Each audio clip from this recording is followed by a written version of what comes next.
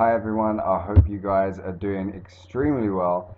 It's Alex J, you should already know.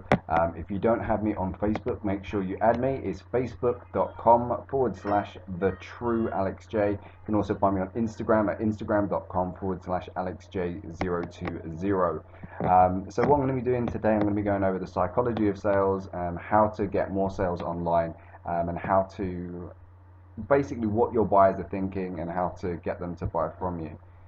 So here's the first thing I'm going to be jumping into. Products are just ideas. Okay, so this is a really powerful concept, and it's really important that you're taking notes throughout this presentation. And like I said, this is very, very basic, but if you don't understand this concept, then it's very difficult to sell online. So understand that every single product is just an idea. So what is your product? You need to really think about this. Let's say, for example, that I'm selling an energy drink, right?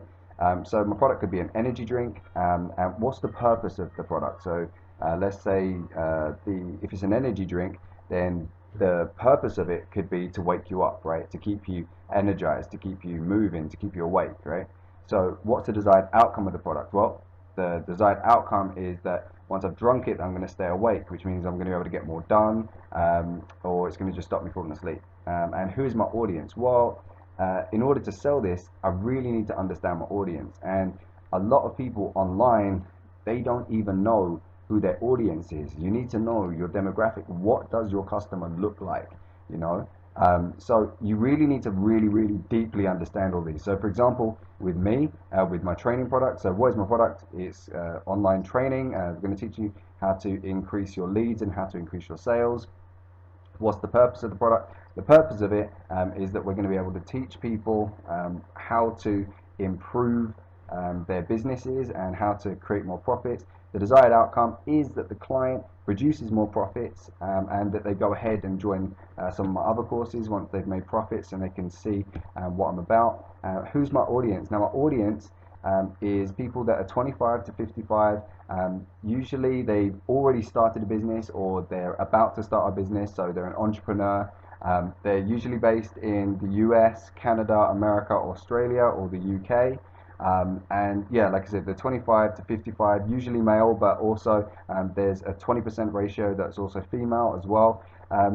They also need money, they need to understand investment. So that's the kind of person that I'm looking for. They understand investments, they understand business.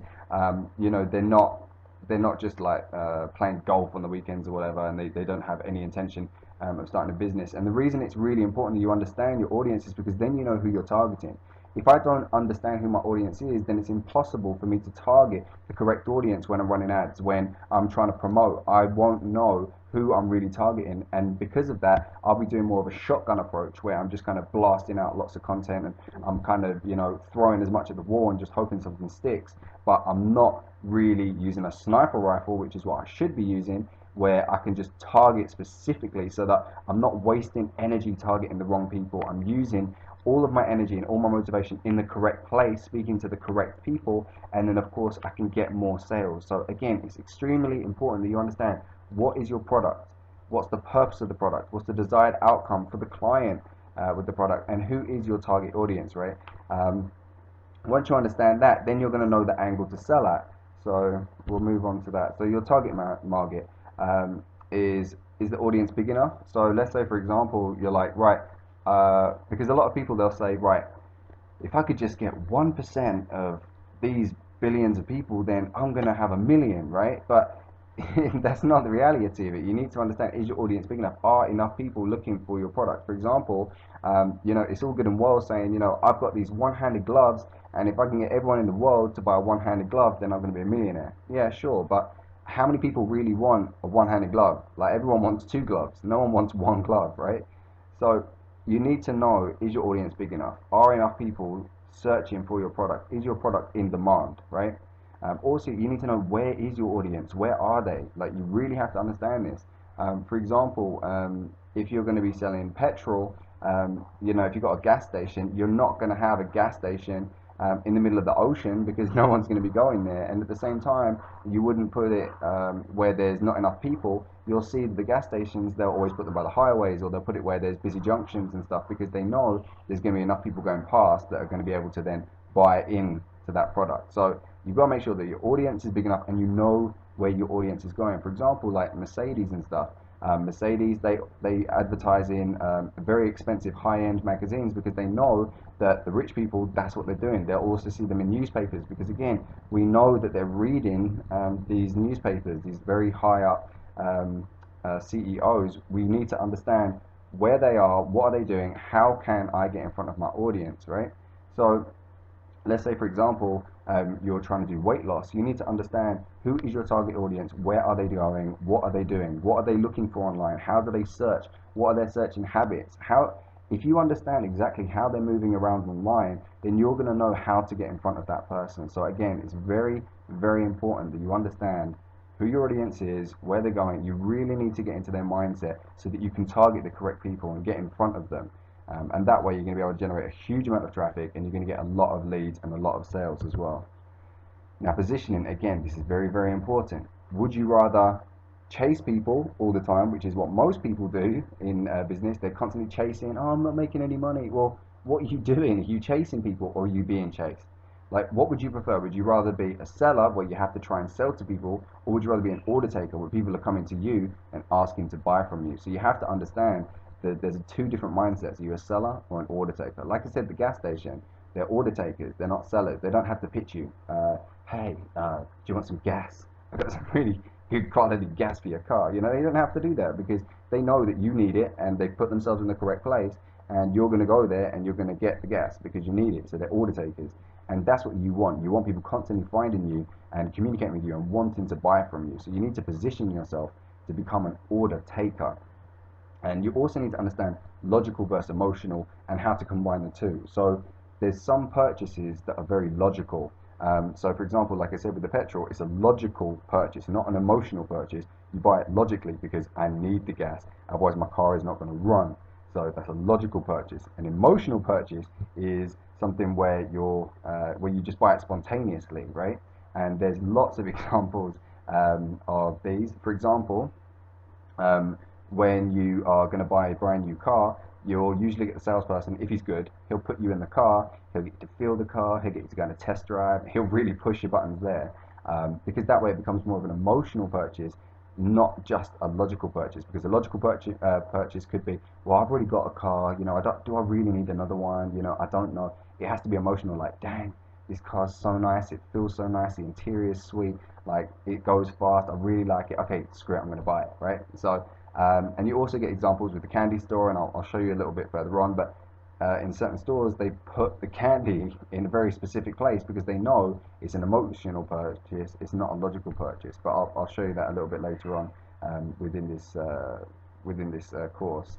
Now, appearance, again, how is your appearance online? Do you look like the kind of person that audience is looking for? So for example, if you're selling Ferraris, you know, you don't wear like baggy pants and a sweat top. Like, that's not going to sell. You need to be dressed for your target audience. So they need to be wearing a suit, they need to be wearing the correct outfit, they need to be speaking in the correct way that matches that audience. So again, you need to really understand your audience, and that way you'll know how you should be appearing, how you should be talking to people. And if you're getting in the correct way, again, you'll become an order taker, which is a lot better, and you get a lot more sales as well. So here's an example of the emotional purchases. So you can see, and this is in every store, and they don't do this by accident. This is psychology, right? When you go to buy something, so let's say you go to the gas station or whatever, right? They put all the mints, they put all the cheap candies, that you can see the Mentos and the Snickers and all of that at the front, right? Because they're so cheap, and while you're waiting, you're looking at these things, and then you're thinking, do I need some mint? Yeah, I need mint. You know, I'm gonna eat something for lunch, or I've just eaten like a cheeseburger or whatever. I need a mint, or yeah, I kind of am a little bit hungry. All right, screw it, I'll get a Snickers. If they'd have put those in the back, you wouldn't have gone looking for those, right? So they put that there so that it's an emotional purchase. And if you guys smoke, You'll also know that they always put the cigarettes behind the counter, because when you look forward and you see the cigarettes, once you've seen a cigarette, if you're ex-smoker or a smoker, the typical person thinks about a cigarette between 30 minutes to an hour after seeing a cigarette. So it's a very good way of constantly getting people to buy cigarettes. They always put it behind the counter. And they made some stupid thing like, oh yeah, we put it behind here so that, but if they didn't want kids to see it, they'd have closed the dang things. They wouldn't just have the cigarette sitting there. So don't fall for that. But yeah, so these are emotional purchases. So they're put in very specific ways to make sure that you're seeing them and they're cheap and you buy them. So for example, what on some landing pages it's very good to make sure that you have an emotional purchase, so that you can do upsells and downsells and stuff throughout. So once you've given enough to the person, then obviously you can go for an emotional purchase. So like, say for example, you've got a product that is $49, and then you've got another one that's just that little bit better for an extra 10. It could be an emotional purchase because they feel that, look, I'm going to get all this extra just for an extra $10. Okay, screw it, I'll go for that. Right? So again, emotional purchases, and it's good to understand that. I do go more into this in my full course as well. Active audiences. So you want to make sure that you're advertising to an active audience. Now, as you already know, television is very inactive, and as you can see, Facebook is very active. People are clicking, they're moving around, they're liking things, da da da. Compared to television, where you're just sitting back and you're just watching TV, right? So that's why it's very important that you want to be running Facebook ads, you want to be doing Google ads, you want to be doing Bing ads, you want to have YouTube ads, you want all these different things running on active platforms, so people are actively searching for you. So Google is great because people are actively searching. So if I was running, let's say that I was selling t-shirts, right, and it was for, say, Manchester United, which is a UK football team, I could have an advert set up for the people, so when they're searching brand new Manchester United football kit, right, they could type that in, and then I could have an advert at the top which is like 50% off Manchester United t-shirts. So now immediately I know the people are Googling what I'm selling, they press on it, they go across to my page, and if I've set it up correctly, I can make them buy immediately, right? So it's very, very important that you understand, and again, with the 50% off, it pushes that emotional trigger. It takes away from the logic. It takes away from logical. So even if it was like, I don't know, $20 or whatever, they're more likely to buy it because there's that 50% off. It's emotional. Now I've got the logical. I was already searching for it. I really wanted it. So there's the logical, and there's the emotional. Oh, it's 50% off. Okay, let's go for it. And women always go for the shoe sale. Sorry, women. I know there's a lot of women on this as well. But yeah, my wife, every time she sees 20% off or whatever on Gucci or Louis Vuitton or whatever, she goes absolutely crazy, and we always have to go in the store, and we always have to buy it, right? So again, it's very important to understand active audience. You want an active audience. You want people who are going to go through and buy it, and that's why I do my Facebook statuses in a certain way. I have my email marketing going out in a particular way. I do my ad copy. Copy is a particular way of writing.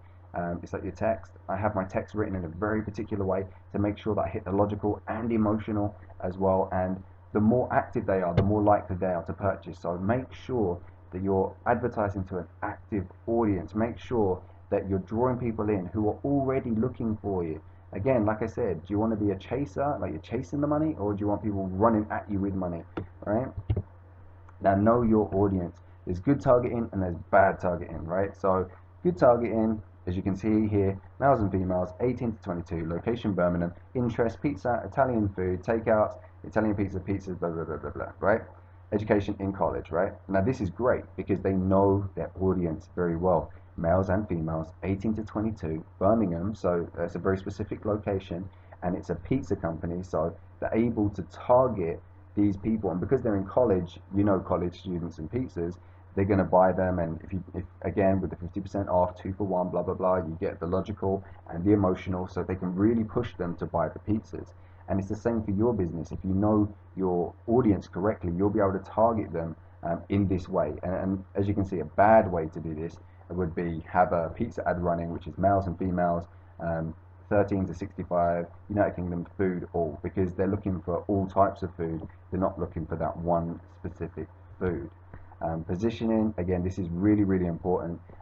Unfortunately, you guys that are in my free training, watching this as a free training. I'm not going to be able to continue and ask for full access. My name's Alex J, and it's facebook.com/the true Alex J. You can also find me on Instagram.com/AlexJ020.